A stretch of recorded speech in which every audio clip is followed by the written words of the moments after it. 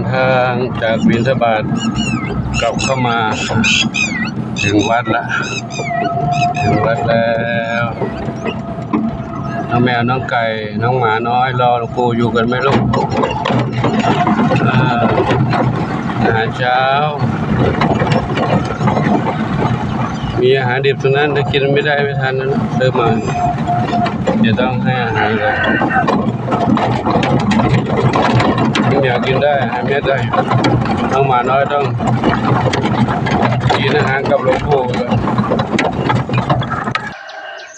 มาเหมียวรอหลวงปู่กันเลยใครต้อนรับหลวงปู่บ้างแม่สีทองทองอ่อนเลยจามจุลีสีทองจามจุลีมีใครมาอีกใครมาเร็วเดี๋ยวปู่จะได้ไปทางจามจุลีอันนี้ใครโชคทวีทรัพย์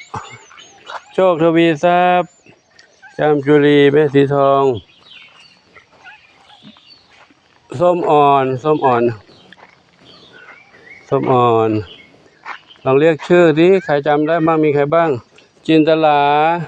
สีลูกสี่บุญนำออกมาเล่นกันข้างนอกด้วยกันแล้วอยู่ด้วยกันตรงนี้บุญนำลุมดอยดำขาวทรัพย์ทวีมาตรงนี้ก็หมดเลย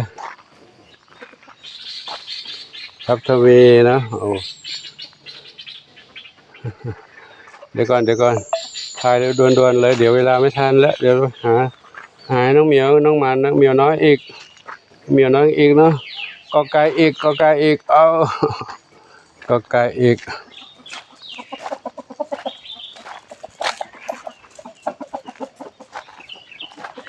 เมื่อกี้ใครเข้าไปยังนะ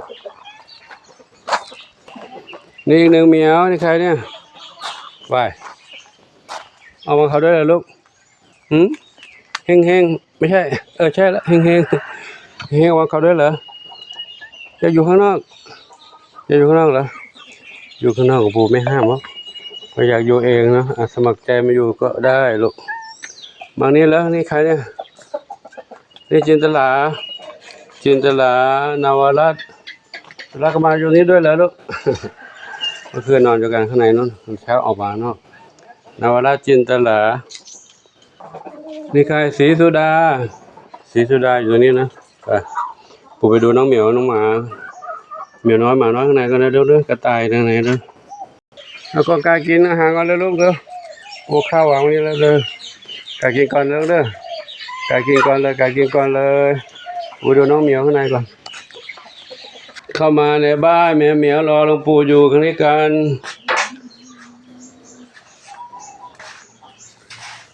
ไม่ได้เรียกชื่อเรานี่เรียกชื่อไหมเรียกชื่อไม่ทันแล้วเดี๋ยวถ่ายเร็วด่วนนี่ใครเรียกบางเหมียวแล้วกันเนาะบัวขาวมีสุกหนึ่งเดียวส้มขาวใหญ่สุพรรณษาทองอ่อนโชคอนันต์ใครนี่เฮงเจดีที่ใครกันชวนฝันใหญ่ทองอ่อนอันนี้ใครลูกนี่ใครใบใหญ่มาไข่บุญชัยนี่บุญชัยเอาเร็ววันนี้เร็วไปดูน้องกระต่ายก่อนน้องกระต่ายรอเด้อน้องกระต่ายน้อยรอตรงนี้ตายนุ่มน้อยกัดกรงกัดลูกกรงจะออกแล้วเนี่ยออกไม่ได้ลูกกัดลูกกรงจะออกมาแล้ว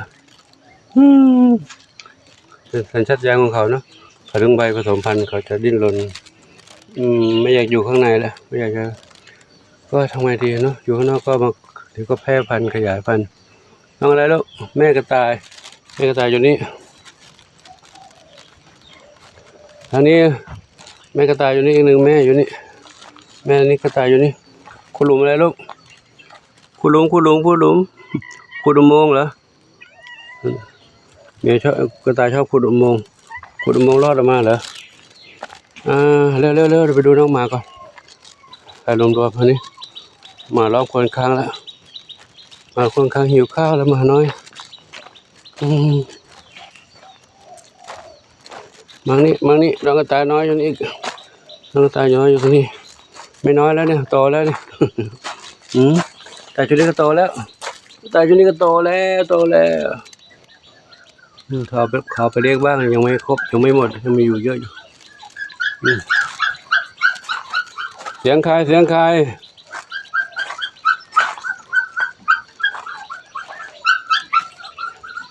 วายอ่ะ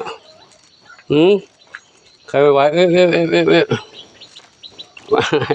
มาน้อยเหรอมาน้อยวาย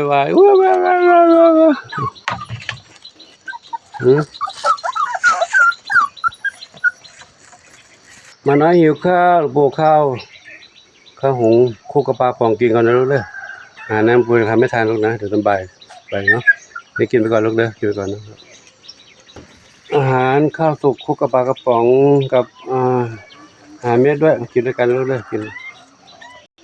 บัวขาวสีขาวสว่างสวยป่ะตอนนี้เรื่องป่วยไปแล้วเดี๋ยวจัดอาหารให้กินลูกเด้อกินอาหารเม็ดลูกนะอาหารเม็ดเช้ากินอาหารเม็ดกันเนาะครับหลวงปู่ขอนำภาพนี้ให้กับทุกท่านได้รับชมกันไว้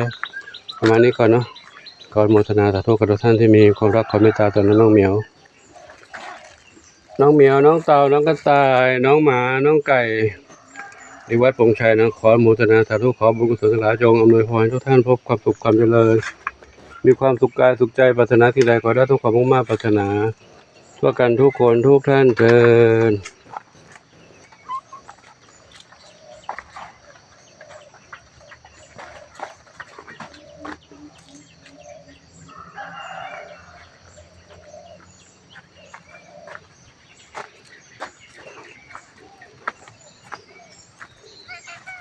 ปุ๋ยฝ้ายเกียรติหาเม็ดลงนะปุ๋ยฝ้ายน้ำเพชรอยู่บนนั้นน้ำเพชรปุ๋ยฝ้ายน้องเล็กเด็กน้อยสี่สหาย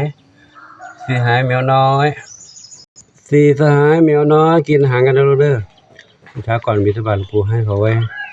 ใส่ถาดไว้1 ซองกินหมดเกลี้ยงเดี๋ยวปูให้อีกลูกๆนะให้ไว้อีก1 ซองนะเป็นอาหารเปียกน้องเหมียวน้อยเด้อครับเอามากินแล้วมาเร็วมากินแล้วมาลงมาแล้วอ่ะกินเลยลูกเด้อกินแล้ว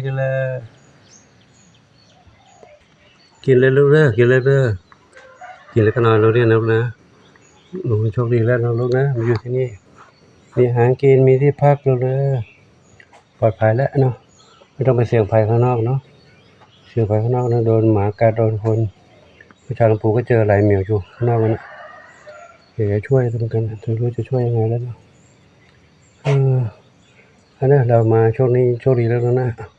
กินอาหารแล้วศรีสุดาบุญนำขี้อ้อน